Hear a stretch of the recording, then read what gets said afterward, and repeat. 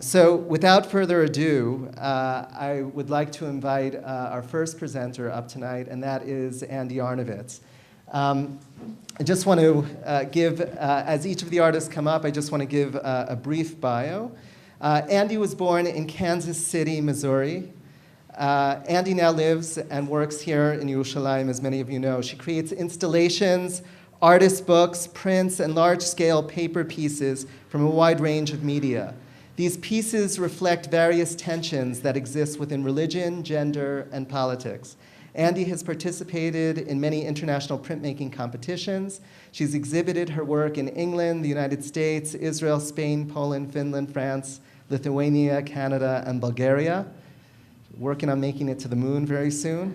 She has had many one-woman shows and participated in multiple group shows. Her work is in many private collections in the US and the States, and she's represented in Jerusalem by several galleries. Without further ado, Andi. And just know, this is a note for the artists, that you are going to be timed strictly. You've got 4 minutes apiece, yes, okay. I'm timing you, so I will give you the signal. Yes.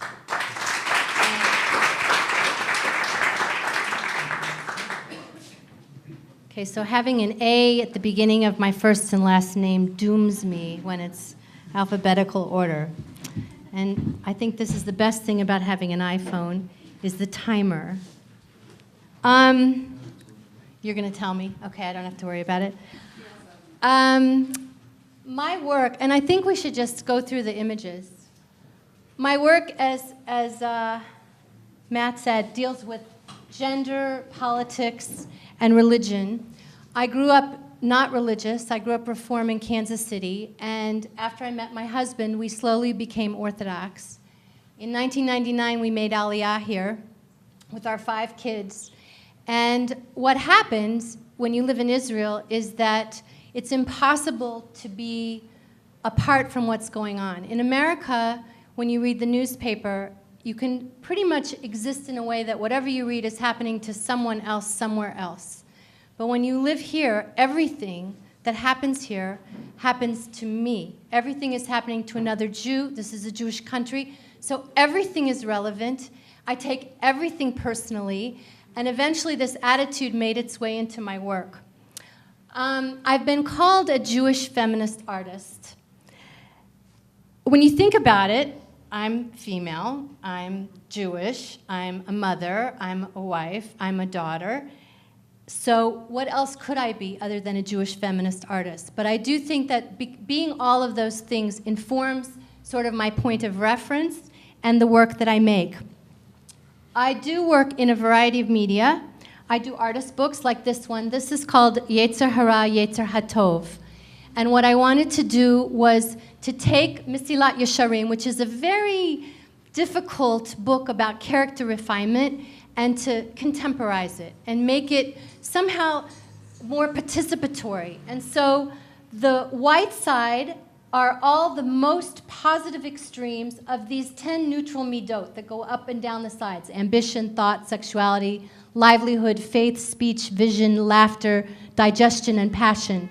And what happens is that when you turn them to the black side, that's the most negative extreme. And so this is a whole book of contemplating your own midot and character refinement. I also tend to use text a lot, and I think this comes from my advertising background. For years, I was an art director with an ad agency, and art directors work with copywriters, and it's all about the idea. And so I'm pretty obsessive about when I get an idea. And I'm also kind of obsessive about the text. This is an installation that I did at the museum in Ein Harod. This was called A Delicate Balance. And how much more time do I have? 1 minute. 1 minute.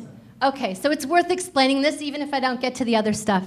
This is called A Delicate Balance. There was a hallway that you had to walk through to go from one gallery to the next. Hanging in this hallway were over 350 of these ceramic clay scrolls. There was an iron bar, and on each side of that iron bar hung a scroll. On one side was either a tractate from the Gemara or some form of Jewish law that informed the laws here in Israel. On the other side was an article from the newspaper. So, for example, on one side might be the tractate of Pidyon Shuim, redeeming the captive. The other side was a newspaper article about Gilad Shalit. One side dealing with the laws of rape, the other the Katsav scandal, and on and on. And people had to walk through these in order to get from one gallery to the next. And they could either rush through and break things, and I knew in advance that these would get broken, or they could be careful. And it was a metaphor for this country, because the country is founded on halakha and Jewish law, but it's a modern state. And so this is a kind of the epitome of what interests me, is the areas of tension where religion and real life meet. Okay, I'm done.